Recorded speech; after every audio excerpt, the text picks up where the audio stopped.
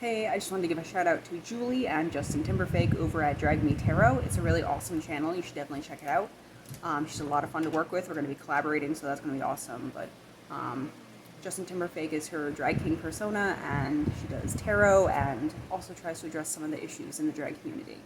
And she's also taught me a lot. So I'm using like my nice Nikon camera to record now, and I'm trying to speak slower. I am not doing it currently, but it's a work in progress. So she's super awesome. Definitely check out her videos and stay tuned for what we're going to be doing together. And also, this video is going to have some of my cats and my dog in and out of the frame, so just be prepared for that distraction. If you've stuck with me this far through the bad jokes and the ferret stuff, then I'm genuinely appreciative. If you're new here, well, you have some catching up to do, but no worries, I'll be here when you're ready. Let's talk about gender roles and norms. Gender is, at best, a social construct, dictated by time period, location, and culture. Gender is an arbitrary distinction that got tied to sex. If you've been following these videos, that should make about as much sense as trying to connect my taste in music to my proposed reproductive role. Good luck trying to slap a label on my chaotic musical preferences. What I'm trying to say is that gender is more of a personality trait than related to anything sexual.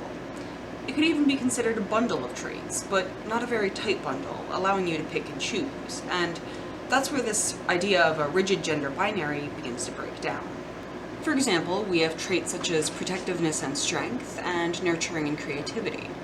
Protectiveness and strength are typically seen as part of the masculine gender package, while nurturing and creativity are options for the feminine one. We've been taught to associate these traits with sexual features and reproductive functions, but that's pretty limiting. I know creative men and strong women. Contrary to what our society says, these characteristics are not confined to two distinct sexual roles. I was walking down my road last night, looking up at the stars, and I thought of another way to explain this. There were plenty of stars in the sky, each star its own entity. Like words, perhaps, descriptive words. But certain stars really jumped out at me because they were in familiar constellations. I really only ever thought about these stars in the context of their constellation. But what's a constellation except lines we connected between stars? We ascribed context to individual stars by arbitrarily grouping them together. The stars didn't put themselves there to appear as things we recognize. We gave meaning to random arrangements of stars. So the constellations are like our concept of gender, groupings of words that we gave context and meaning to just because we could. Because there are studies that suggest a biological component to gender identity, we could also say that your gender is like your height or eye color. Also, if I may blow some of your minds right now, there is no biological basis to race. Skin color is a variation in genetics, like hair or eye color. But if you're willing to ignore science on race, why not gender?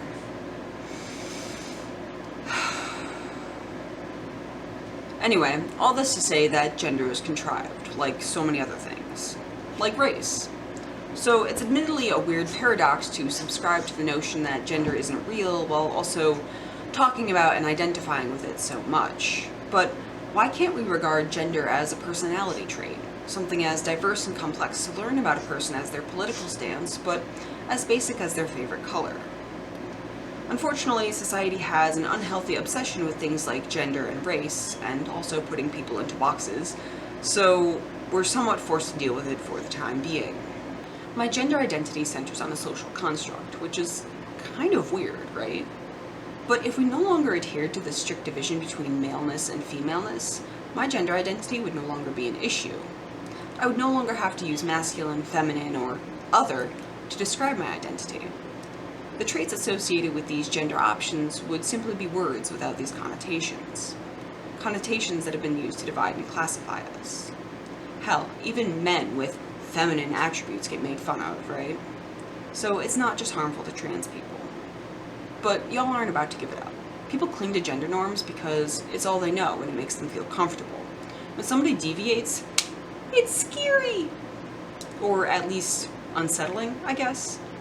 At least once in your life, I'm sure you've scrambled to try to figure out somebody's gender lest you offend them. For example, a long-haired guy whose face you couldn't see clearly, or a woman with a strong jawline and defined cheekbones.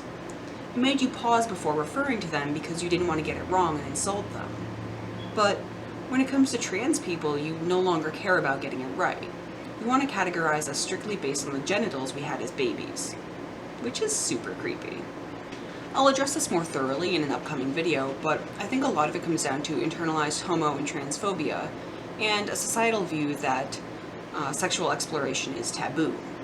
It takes us between 90 seconds and 4 minutes to decide if we find someone attractive, which is long enough to receive an impression of their gender, be confused by conflicting signals, and then panic and start searching for additional cues, because it's been ingrained in us that we're supposed to look for either male or female bodies.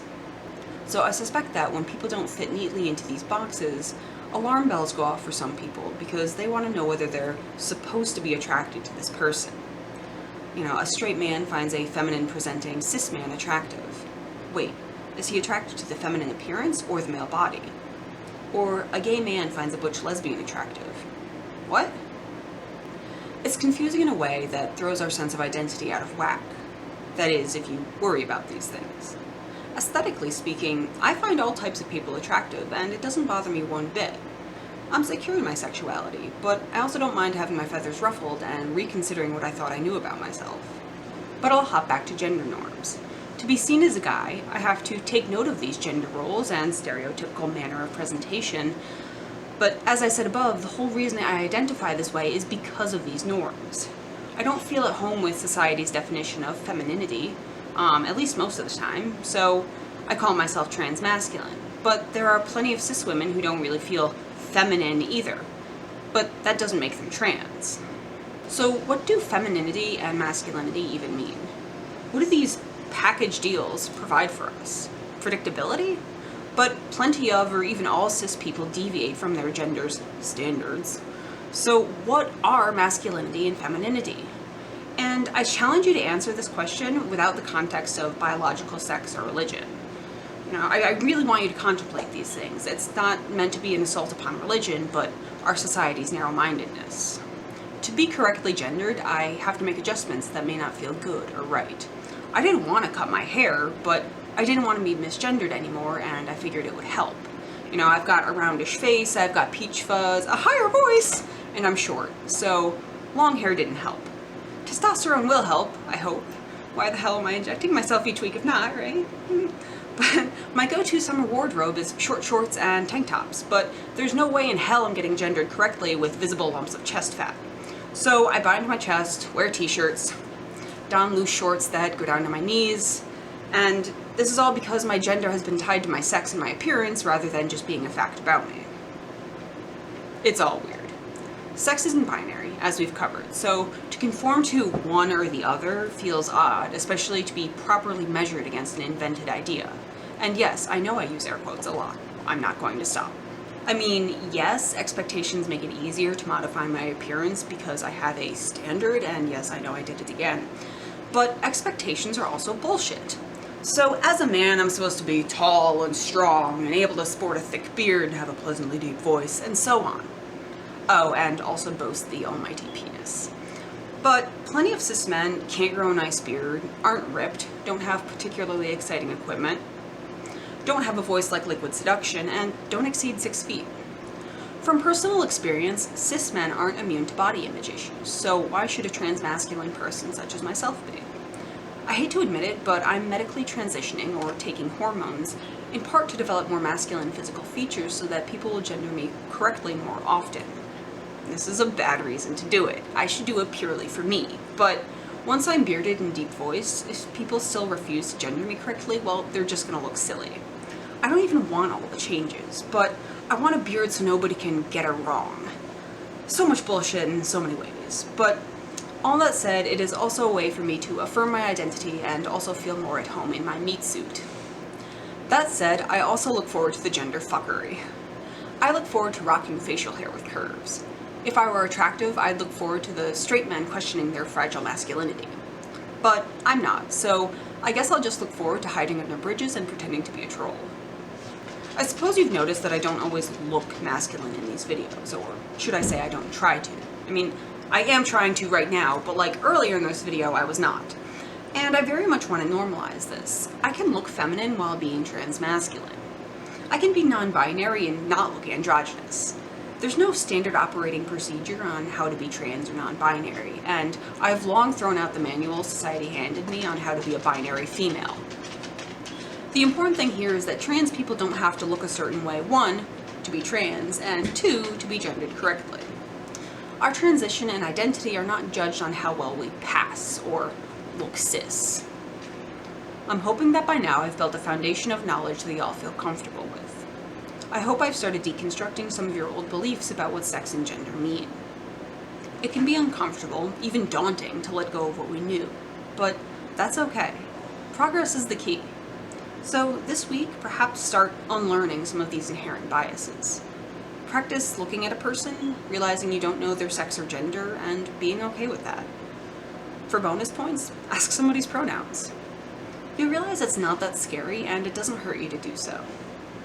Appreciate the stars, and not the lines that we draw between them.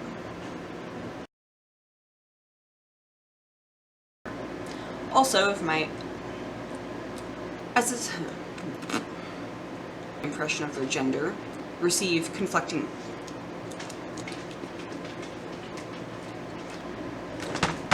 yikes.